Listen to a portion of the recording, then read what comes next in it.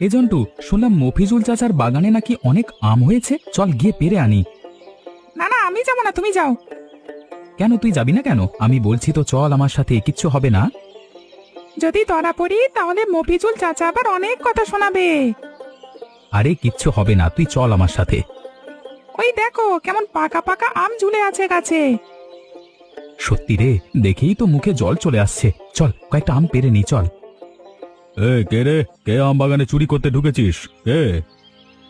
চাচা, আমরা আসলে আমাদের খুব আম খেতে ইচ্ছে করছিল, তাই দুটো আম নিতে এসেছি। দুটো আম নিতে এসেছি? যেন মামার বাড়ির আবদার, চোর কোথাকার।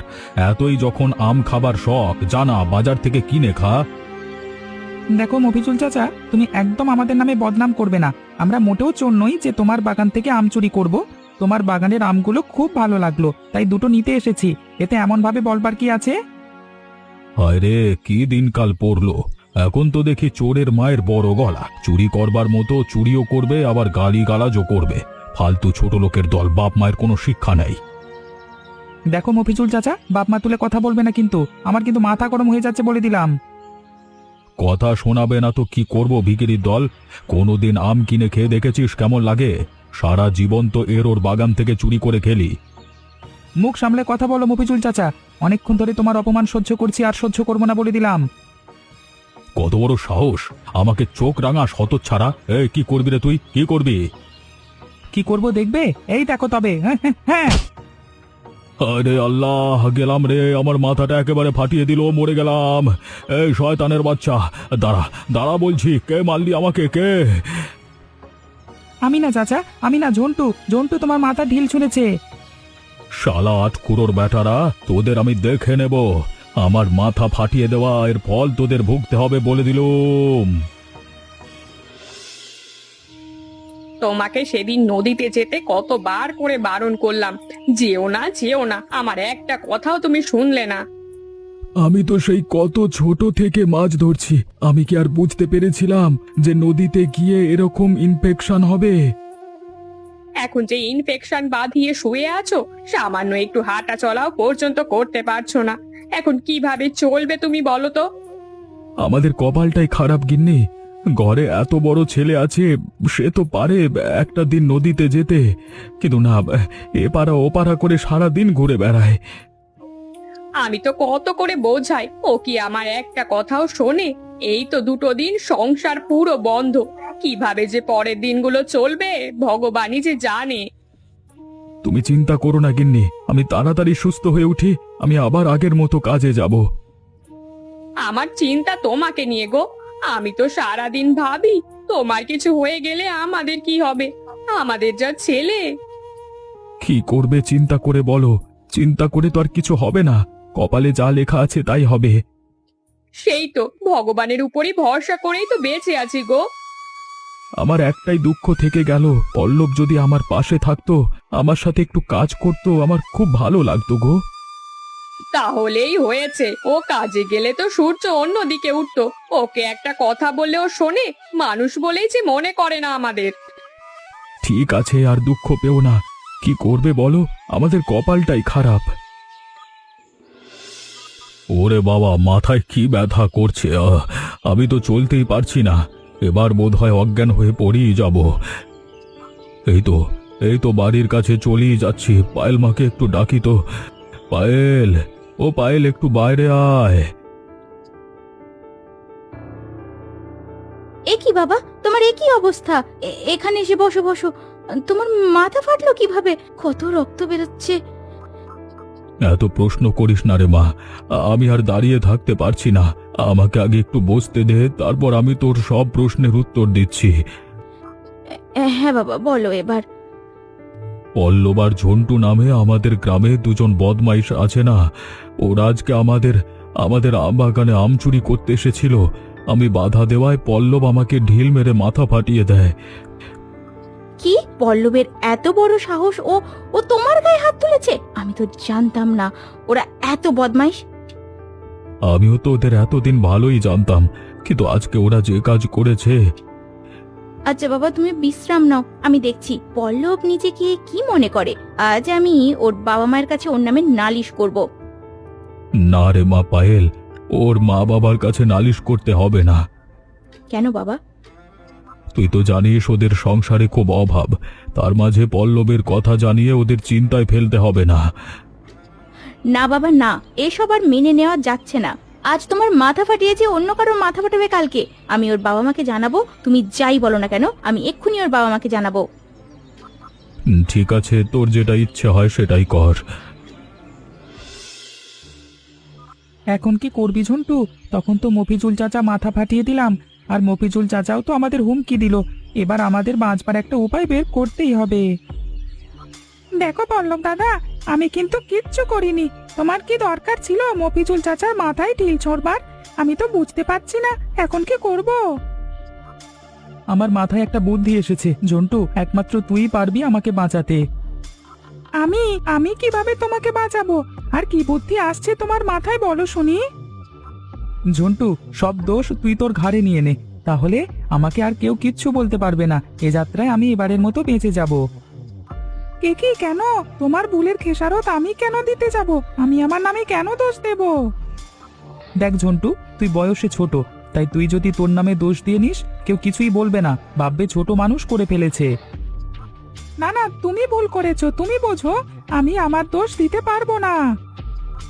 দেখ ঝন্টু, আমার কথা মতো চল, তাহলে তুইও বেঁচে যাবি আর আমিও বেঁচে যাব এবারের মতো। আমি তো কিছু করিনি, তাছাড়া আমি তো যেতেও চাইনি মফিজুল চাচার বাগানে। তুমি তো আমায় জোর করে নিয়ে গেলে, আর এখন আমার দোষ দিতে চাইছো কেন? আমি এসব বলতে পারবো না। দেখ ঝন্টু, অনেকক্ষণ ধরে ভালোভাবে বলছি, আমার কথাটা শোন, না হলে কিন্তু। না হলে কি পল্লবদা, তুমি কি আমাকে মারবে? অনেক বড় বড় কথা শিখেছিস তাই না, মুখে মুখে তর্ক করা। এই নে বোঝ এবার ঠেলা। ছেড়ে দাও পল্লবদা, লাগছে, মরে গেলাম, বাঁচাও, আর মেরো না, খুব লাগছে। আমি কি এমনি এমনি মারছি? লাগার জন্যই তো মারছি। নাটক চেল্লাবি না একদম, বলে দিলাম। তুমি আমাকে মারলে তো পল্লব দাদা, আমি তোমার সাথে কথা বলবো না।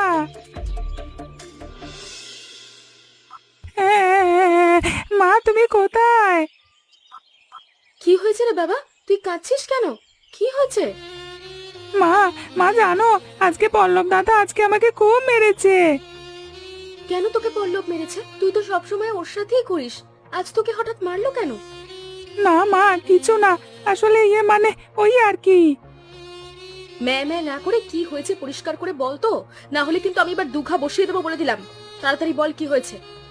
আসলে মা, পল্লব দাদা না আজকে ওই আমাদের গ্রামের মফিজুল চাচার মাথা পাঠিয়ে দিয়েছে, আর তারপর আমাকে বলছিল আমি যেন সেই দোষ নিজের ঘাড়ে চাপিয়ে নি। সে কি? কেন? তুই কেন অন্যের দোষ নিজের ঘাড়ে চাপাতে যাবি? সেটাই তোমার আমি যখন পল্লব দাদাকে বারণ করে দিলাম, তখনই তো পল্লব দাদা রেগে আমাকে মারধর করলো। ও তোকে মারলো আর তুই চুপচাপ দাঁড়িয়ে দাঁড়িয়ে মার খেলি? তুই কিছু বলতে পারিসনি? আমি বলেছিলাম মা, কিন্তু আমার একটা কথাও শোনেনি। তুমি তো জানো পল্লব দাদা আমার থেকে কত বড়, আর ওর গায়ে কত জোর। আমি কি করে পারবো বলো ওর সামনে? এই জন্য বলি ওর সাথে মিশবি না, মিশবি না। তুই আমার একটা কথাও শুনিস না। এবার দেখ কেমন লাগে। তুমিও কি আমাকে এখন এইভাবে বকছো না? আমি তাহলে কার কাছে যাব বলো? ঠিক আছে, আর মন খারাপ করতে হবে না। আমি ওর মা বাবার কাছে আজই নালিশ করব। ঠিক আছে মা, আমি এবার থেকে তোমার সব কথা শুনবো। শোন, আমি যেন আর কোনোদিন ওর সঙ্গে তোকে মিশতে না দেখি, কথাটা যেন মনে থাকে। আমি গরম জল দিয়ে ইনফেকশনের জায়গাটা পরিষ্কার করে দিচ্ছি, তাহলে দেখবে তুমি তাড়াতাড়ি সুস্থ হয়ে যাবে। আচ্ছা তাই দাও। এই যে কমলা, শুনছো তোমার ছেলে কি করে বেড়াচ্ছে? সেসবের কি কোনো খোঁজ খবর রাখছো? না মানে কি হয়েছে পায়েল, এমন করে বলছো কেন? কি হয়েছে? কি হয়েছে বুঝতে পারছো না? না, ছেলেকে লাই দিয়ে দিয়ে তো একবারে মাথায় তুলেছো। কি হয়েছে একটু খুলে বলো, কি হয়েছে? কি করেছে পল্লব? তোমাদের ছেলে পল্লব ঢিল ছুঁড়ে আমার বাবার মাথা ফাটিয়ে দিয়েছে। এ কি বলছো পায়েল? পল্লব সত্যি এমন কাজ করেছে? তাহলে আর বলছি কি, নিজের ছেলেকে একটু সামলে রাখো, না হলে কদিন পর তো নিজে একটা গুন্ডা তৈরি হবে। হ্যাঁ হ্যাঁ পায়েল, ঠিকই বলেছো। নিজের ছেলেকে না একটু সামলে রাখতে শেখো। পল্লব কি তোমাদের সাথেও কোনো খারাপ ব্যবহার করেছে? কি করেছে? পল্লব আমার ছেলেকে আজকে বিনা দোষে খুব মেরেছে। এই ছেলের জন্য তো আমাদের মুখ দেখানো দায়ী হয়ে উঠেছে গ্রামে। আমার ওইটুকু ছেলেকে মেরেছে তো আমিও অভিশাপ দিচ্ছি। দেখো, তোমাদের ছেলেও একদিন এমন ভাবেই মার খেয়ে মরবে, হাড় গোড় ভেঙে বাড়ি ফিরবে, বুঝবে তখন। হ্যাঁ, ঠিকই বলেছো, এরা কোনোদিন শুধরবে না। এতদিন আমি এদের ভালো ভাবতাম, কিন্তু এ তো পুরো বদমাইশ। এত বদমাইশ বুঝতেই পারিনি। ছেলেকে শাসন করতে পারে না যখন, তখন ছেলেকে তো ঘরে বন্ধ করে রাখতে পারে নাকি? গ্রামের উৎপাতটা তাহলে একটু কমে যেত। কি হলো, এখন কথা বলছো না কেন? মুখে কুলু পেটে বসে থাকলে হবে? উত্তর দাও। কি আর বলবো, আমার ছেলের কাজের জন্য আমি হাত জোর করে ক্ষমা চাইছি। তোমাদের কাছে আমি সত্যি ক্ষমা প্রার্থী, তোমরা আমাকে ক্ষমা করে দিও। এতক্ষণে মহারাজের বাড়ি ফেরার কথা মনে হয়েছে? রাত কটা বাজে? তোর কোনো খেয়াল আছে? কেন, কি হয়েছে কি? এই জন্যই আমি বাড়িতে থাকতে চাই না। সব সময় খালি খ্যাক খ্যাক করতে থাকো। আমার যখন ইচ্ছে তখন বাড়ি আসবো, তোমার কি? তোর জ্বালায় তো এই গ্রামে থাকা হবে না আমাদের। থাকা না গেলে থেকো না, তাতে আমার কি? আমাকে কেন বলতে এসেছো? 3 বেলা কেউ না কেউ বাড়ি বয়ে এসে তোর নামে নালিশ করে যাবে, অপমান করে যাবে, আর কত কি। আর আমরা মুখ বুজে সহ্য করব? এই জন্যই কি তোকে জন্ম দিয়েছিলাম? ও, যাদের খেয়ে দিয়ে কাজ নেই তারাই আসে নালিশ করতে। তুমি শুনবে না, কানে আঙুল দিয়ে রাখবে। কেন, তুই কি একটু ভালো হতে পারিস না, যাতে তোর জন্য আমাদের আর কথা শুনতে না হয়? আমার যখন যেমন ইচ্ছা আমি তেমন ভাবেই চলবো। যখন ইচ্ছে তখন বাড়ি আসবো, তোমরা বলবার কে? তুই কি কিছুই বুঝিস না? তোর বাবার অবস্থাটা একবার দেখ। পায়ে অমন ভাবে ইনফেকশন হয়েছে যে 2 দিন হয়ে গেল সব বন্ধ। তার মধ্যে মানুষ বাড়ি বয়ে এসে অপমান করছে। তাহলে তার মনের ভেতরটা কেমন হয় বলতো? বললাম তো, তোমরা কানে আঙুল দিয়ে রাখো, তাহলেই তো হলো।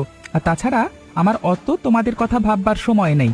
বাবার যা হয়েছে নিজের দোষে হয়েছে, ভালো হয়েছে, এবার মরুক, আমার কি? এমন করে তুই বলতে পারলি? উনি তো তোর বাবা রে, ওনাকে মরে যাওয়ার কথা বলছিস? তুই কি মানুষ? তোর ভেতরে কি মনুষ্যত্ব বেঁচে নেই? বাড়িতে এলি সারা দিন খালি কানের কাছে ঘ্যানোর ঘ্যানোর ঘ্যানোর। যাও তো, যাও তো এখান থেকে। আজকে 2 দিন জল খেয়ে কেটে যাচ্ছে, আজ যে পাচ্ছি না। যাই নদীতে গিয়ে কিছু মাছ পাওয়া যায় নাকি দেখি, তাহলে আজকের দিনটা চলে যাবে। আরে কমলা বৌমা যে, এত সকালে কোথায় যাচ্ছ শুনি? ও মফিজুল দা, এই তো নদীতে যাচ্ছিলাম, যদি 2টো মাছ ধরতে পারি। সে কি বৌমা, তোমার ছেলে থাকতে তুমি এসেছো কেন মাছ ধরতে? কি করব বলুন দাদা, ছেলেটা তো একদম বকাটে হয়ে গেছে, কারো কথা শোনে না, তাই বাধ্য হয়ে আমাকেই আসতে হলো। ঠিকই বলেছ, তোমার ছেলে এতটাই অভদ্র হয়েছে যে কাউকে সম্মান করে না, সারা দিন শুধু বদমাইশি করে বেড়ায়। তা আপনার শরীর এখন কেমন আছে? হ্যাঁ, মোটামুটি ঠিকই আছে। আগের থেকে একটু ভালো আছে, তবে মাথার ব্যথাটা এখন একটু আছে। আপনার সাথে পল্লব কালকে যে কাজটা করেছে তার জন্য আমি খুবই লজ্জিত। দয়া করে আমার ছেলেটাকে ক্ষমা করে দিন। সে ঠিক আছে, কোনো ব্যাপার না। আমি একটা কথা ভাবছি বৌমা, তোমার ছেলের সাথে একটু বসবো। বোঝাবেন মানে? ও তো কারোর কথাই শোনে না।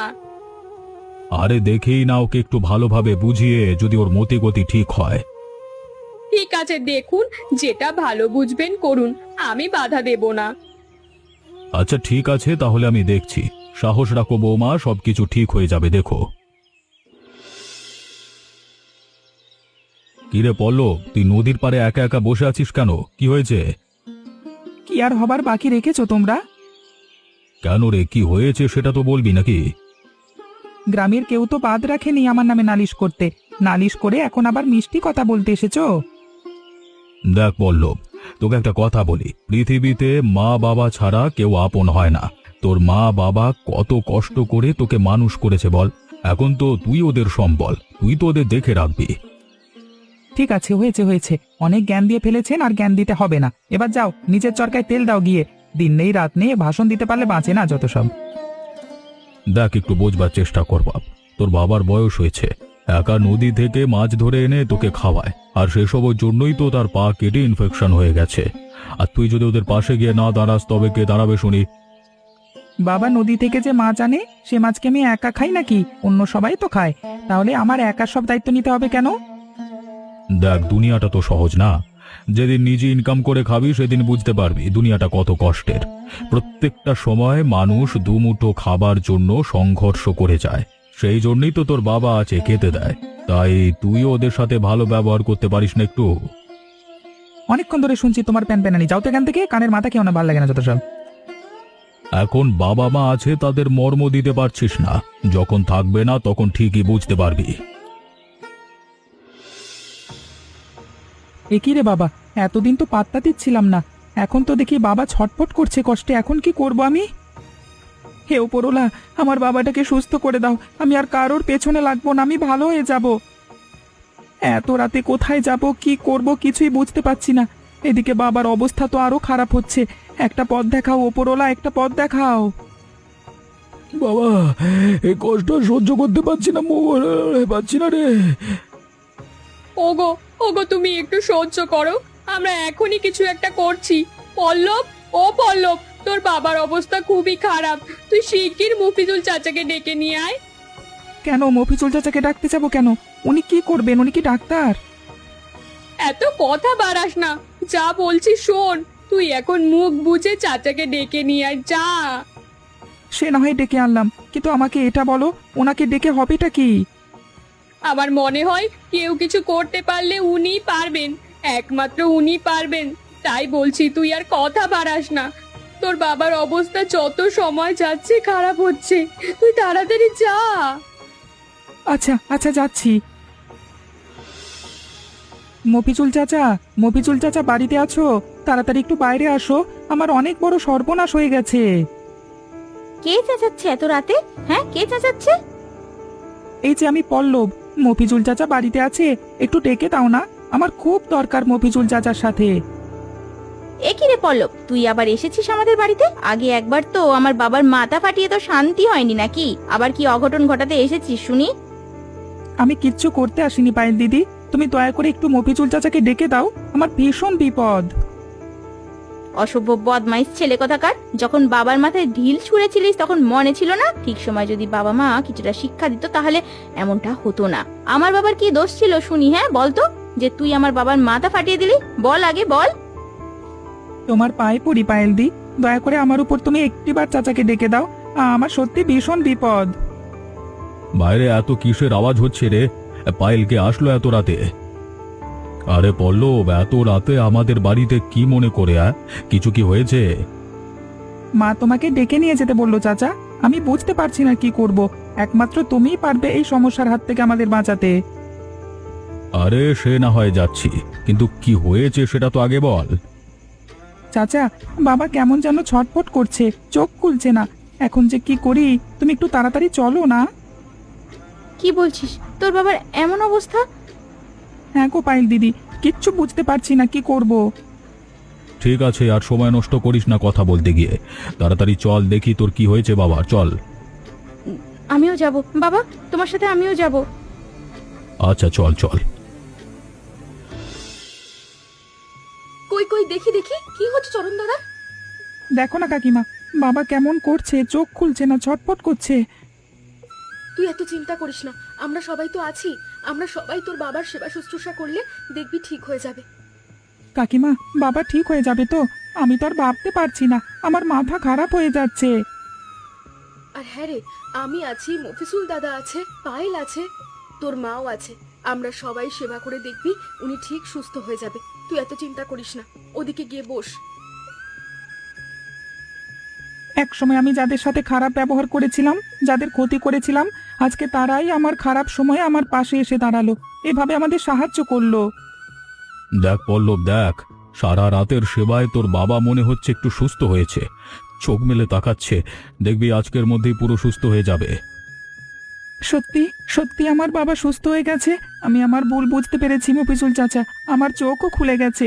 আমি এখন থেকে আর কারোর সাথে বদমাইশি করব না, কারোর ক্ষতি করব না। এই তো, এই না হলে ভদ্র মানুষের মতো কথা। আমি এখন বুঝতে পারছি চাচা, তুমি সেদিন কেন আমায় বোঝাচ্ছিলে। আমি এও বুঝতে পেরেছি, যারা আমাদের ভালোবাসে তারাই আমাদের উপর রাগ দেখায়, কিন্তু আমাদের খারাপ চায় না। একদম ঠিক। যারা তোকে ভালোবাসে, যারা তোর ভালো চায়, তাদের সাথে সবসময় মিলেমিশেই থাকা উচিত।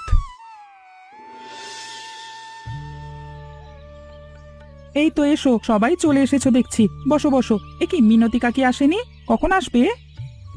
আরে বাবা, এ কি, তোর বাবা তো অসুস্থ, এত বড় ইলিশ মাছ কোথায় পেলি পল্লব? মফিজুল চাচা, এই মাছটা আমি নিজের হাতে নদী থেকে ধরে এনেছি। দেখছো না কত বড় ইলিশ? আজকের ভোজটা একদম জমে যাবে, কি বলো? বাহ, তুই বেড়া, দেখতে পাচ্ছি ভালোই, মানে আমি বেশ খুশি হয়েছি বুঝলি। কিন্তু এ কি, তোর হাত পা এরকম ঝরে গেছে, কেটে গেছে কিভাবে? চাচা, এই মাছটা খুব বড় তো, তাই যখন ধরেছিলাম তখন এই ইলিশ মাছের ঝাপটাটাই আমার হাত কেটে গেছে। কিন্তু তাতে কোনো দুঃখ নেই। তোমাদের সবাইকে যে তৃপ্তি করে খাওয়াতে পারছি, এতেই আমার অনেক আনন্দ হচ্ছে। তুই যে আমাদের সবার জন্য এত কষ্ট করে মাছ ধরে এনেছিস, সেটা দেখে আমরা সবাই খুব খুশি হয়েছি বুঝলি। ধন্যবাদ মফিজুল দাদা, তুমি না থাকলে আমাদের ছেলেটাকে ঠিক করতে পারতাম না। আগের মতোই বকাটে হয়েছে তো। সত্যি মফিজুল চাচা, তুমি ছিলে বলেই আমি আমার ভুলটা বুঝতে পেরেছি। এতদিন আমি কত অন্যায় করেছি, নিজের বাবা মাকে কষ্ট দিয়েছি, তোমাকে বিরক্ত করেছি। সবকিছুর জন্য আমাকে ক্ষমা করে দিও তোমরা। ওসব ছাড়ো, ওসব পুরনো কথা টেনে লাভ নেই। তার চেয়ে বরং ইলিশ মাছটা ভালো করে রান্না করো কমলা। আজকে দুপুরে ইলিশ মাছ ভাজা আর গরম গরম ভাত দিয়ে জমিয়ে খাবো। আমাদের ছেলের এই পরিবর্তন দেখি আমার খুব ভালো লাগছে। মা, এবার থেকে আর তোমার কোনো চিন্তা করতে হবে না। আমি সংসারের সব দায়িত্ব নেব। এবার থেকে সংসারে যাবতীয় সব জিনিসের, মানে যখন যেটা লাগবে সব কিছুর দায়িত্ব আজ থেকে আমার।